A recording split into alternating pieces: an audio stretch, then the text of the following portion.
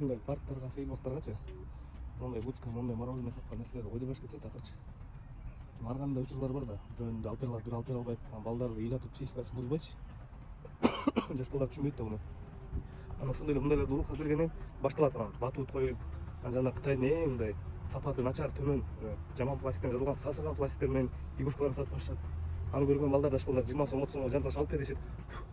Ошол себептен вообще эле любой сейл парктарга, сейл бактарга койдурбаш керек ушундай нерселердичи. Кереги жок да мындайчы, кимге керек болсо барып магазинден, дүкөндөн же тактан сатса ошондон алат.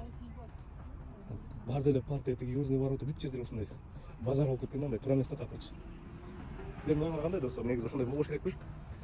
Баргандай балдар да ар кандай үй бүлө шарты бар, шарты жок. Бала түшүнбөйт аны, кичке бала. Ошондой эле жана магазиндерде да байкасаңар, кирип чыккан жеринде бүт жанагы сладостьтардын, мармелад, сармелад, конфет, бүт таттууларды, оюнчуктардын баарын үйүп коюшкан да. Эртеңинде чоң киши баласы менен келсе, кирип атканда эле чыгып аткан сөзсүз ыйлап туруп оталып берет.